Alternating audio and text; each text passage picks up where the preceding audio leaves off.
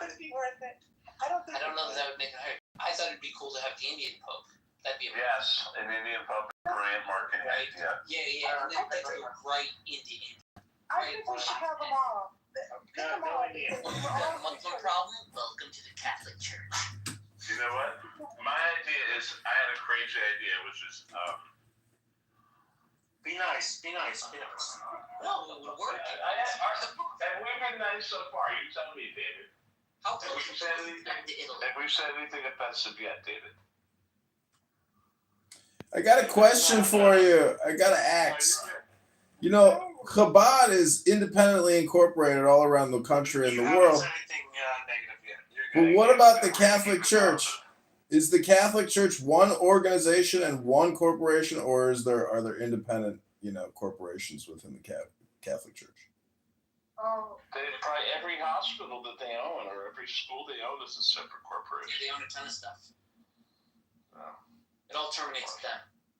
They all get to be tax-free, though, right? That's what a lot of the Protestant Reformation was about, a land grab, right? The king, because none of his land belonged to the Pope anymore, gained ownership of all that land and gave it to like some friends, and he sold it to people, gave people wealth transfer.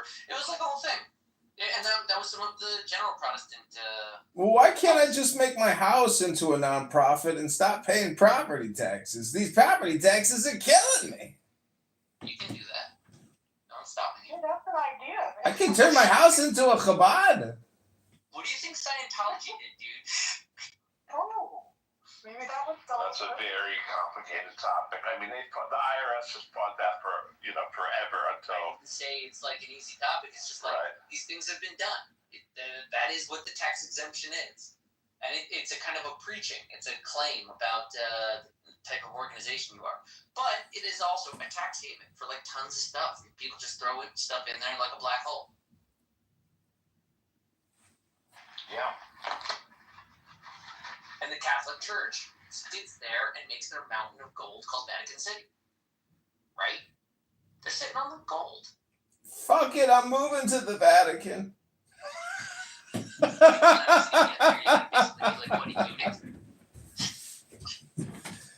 No, I'm going to go to Party City and just buy like an old Vatican Army military uniform. I'm going to become a soldier in the Vatican. Why do Catholics take that deal? They're beating members away. Also, they've had their ways of being for millennia. Come on, guys. Do you really think they're eunuchs? Get out of here. We're getting into a sensitive area out of respect for David. What makes that? How much longer till you go back to Israel and reopen the temple and start doing what the priests are doing? I don't know. That's teshuva beyond my hands. Why don't you just use your normal voice? I don't know. You're fine. I don't know. I do this like raspy voice sometimes for some reason. I don't know why I do this voice. I love my voice, but I know that other people. No, not you. I know that I'm trying to make it about me. If that's all right.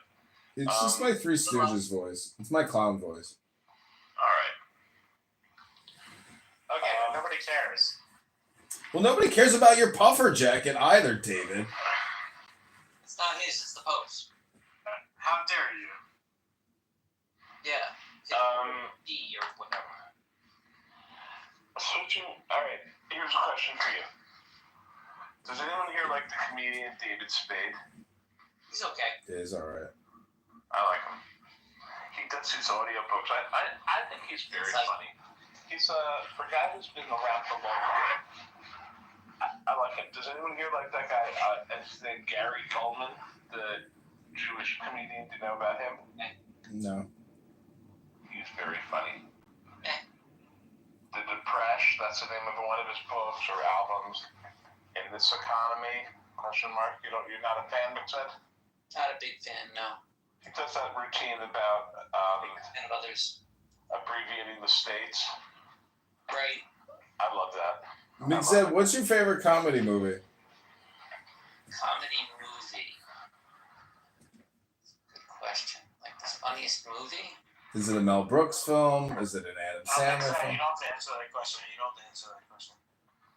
we're trying to have a room. This is David's autism. David says that with everything. I don't know. It can't be dinner with Andre. It's got to be something funny. You know, he has an ulterior motive, so I choose not to answer. Who mentioned the movie Really hard. PCU? Did somebody mention PCU tonight with Jeremy? Yeah, that was me. I saw that. That was bad. It was. I only brought it Shot up. on my college campus. It was written by alumni in my school and it was shot on the college campus. Listen, there's some classic comedy movies like Airplane, which is inarguable, Caddyshack, Right. House. But like, the thing is, What's better, Airplane 1 or Airplane 2? Airplane 1. Let's go! Although Airplane 2 is good. Like, you really, like, I don't mean to discount Airplane 2, but like, Airplane 1 is nuts. It's really good. But like, you know, comedy really kind of works only the one time. It works best when it's modern and cutting. So like, you know, you want comedy, go see a comedian. And I think the best alive. Season 2 of The White Lotus was really good. Season White Lotus. No spoilers. No spoilers. It's not a comedy though. I guess it's a comedy. It is a comedy. It's satire. It is. Yeah, satire. Satirical. I think mostly it's his experiences on vacation, being annoyed and writing caricatures about the different people he saw at hotels and wishing them all a horrifying demise. Which I can get behind. I would do that too. That's what I would write on vacation. Are there any popular Israeli television shows that have like these types of, you know, dopamine effect? Is there like Israeli soap operas? There was a cool show that started in Israel television. It was called Bitiul. And HBO made an adaptation of it called In Treatment with the guy from Usual Suspects. I know. In Treatment by show. Yeah, that guy's a good actor. Gabriel Byrne, is that his name? Gabriel Byrne. That was really good. I watched all of Yeah, so that had like this weird gimmick where it had like, it was really an ambitious project. Kind of weird the way they structured it. But they had half-hour sessions for different patients on every day of the week. So they had like 4 or 5 episodes a week. But each day was from a different person. And then sometimes the stories would like interact with each other, which was strange. Well, it was interesting, the dialogue to do the therapeutic dialogue. Like, you know, the comedy, what's her name? Lisa Kudrow, who played the therapist. That was a wacky kind of comedy. It was like the same style as like In Treatment. She was doing the therapist, and it was like everything wrong, like super unethical. And it was just, that was really funny. It was really good. In Treatment was super unethical. Yeah, but this was Lisa Kudrow. It was just hilarious. It was all about her. Right. The whole thing. But in terms of your question of like what gives that weird therapy hypnotism you might be looking for in television, In Treatment will get you there. It's very much like a combative therapy session that will draw you in and probably cause some personal therapy. That was like a rare. That show was like an outlier, which is why I liked it. Yeah, I don't think there's any show I've seen that's like that. Yeah, well, the Kudrow I thought was just much more. Well, Sopranos is kind of the same thing because technically it's a show about a guy in treatment. It is. The beauty of treatment is the cameras were like isolated. I don't know if you've ever seen Sopranos, but it is a very fun show. I have a funny. I'll tell you guys something really. This is a true story. I was doing some. I don't do it anymore. I'm a bond investor, but at one point I did, and I've done a jack of all trade, different stuff. But at one point I was doing some online counseling. I had this call where the guy he was calling because he was scared of the law because he found out his boss drilled holes in one of those gyms where. I think, what is it called? CrossFit, cross thing, where it's really intensive gym. And the owner of the gym drilled holes into the ladies' locker room. And not only that, he set up a camera and it recorded this guy's crush who he has at work. And she was working out and he had kind of a crush on her work, and he invited him over to watch the show, which was her naked in the shower. And so the guy was just beside himself. He was OCD about this. That was the kind of calls I got. I'm like, oh my God.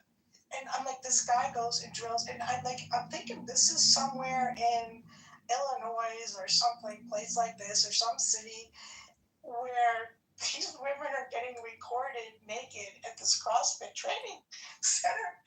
And I'm thinking, I saw that in the news actually just a couple weeks ago. So they arrested some guy who was doing that in Illinois. Really, I wonder if it was like let me find the article. This is crazy. Let me find the article, but I did just read this. Let me get you the article. Really, this was my call. It was a while ago. It had to be about 4 years ago. So when I did this, I was like, it's international. I could just take calls. You know, when the getting was good for this, and it was kind of new, and you could do this online. I signed up on this website to take them because I think, oh, I can just turn on my phone and do this happened at Planet Fitness. I had a free psychic reading hotline, and I had people calling me all day long for free psychic readings, and like 90%, 95% of all the calls had to deal with broken hearts. Nothing about health, nothing about money. Everything was just broken hearts, loneliness. So I hear that's huge, though. I hear that the fortune telling thing is really big. Some of these people, I got a call from, and I'm not sure who it was. It might have been Jimmy Kimmel. On that level, a talk show host with issues. I had calls from, multi-millionaires. Some people interesting that I would never, interact with. I'm on the East Coast. It was kind of interesting. I mean, those were kind of rare. Some people. My sister used to work for California Psychics. I don't know if you've ever seen their ads, but she was billing $200,000 a day in credit cards over the phones. What? And they were I should sign up for that. I don't need the aggravate. It's two Jewish guys that own the business. Oh, for California Psychics? Yep. It's called It's called Outlook Amusements. It's the name of the corporation. Maybe I don't. They're doing 20, 30, 40 million a year, 100 million a year even in therapy and psychic readings. Oh, nice. Wow. Scott, you there or no? Scott is sitting Shiva for the Pope. Shouldn't we all be doing that? That should be the name of this site. Shiva for the Pope. That would be the perfect room name right now. His nickname is Poopy. Oh, I've got like a business idea now because of this room.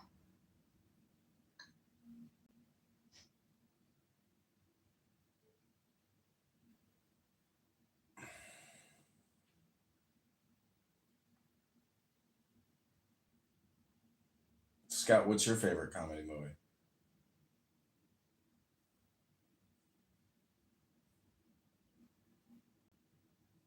Well, IT Crowd was pretty good. That's kind of unique.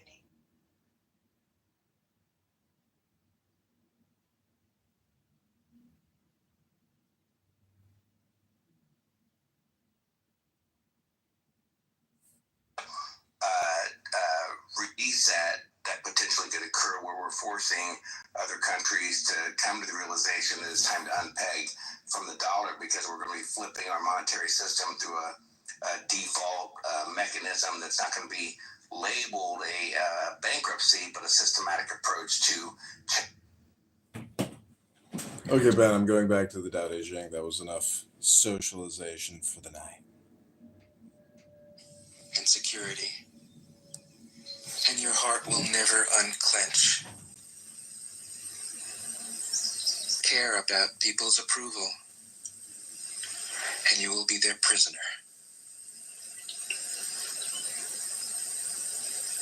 Do your work, then step back. The only path to serenity. 10. Can you coax your mind from its wandering and keep to the original oneness? Can you let your body become supple as a newborn child's?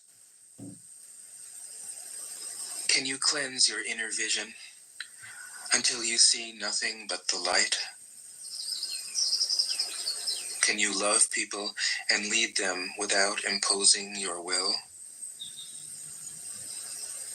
Can you deal with the most vital matters by letting events take their course? Can you step back from your own mind and thus understand all things?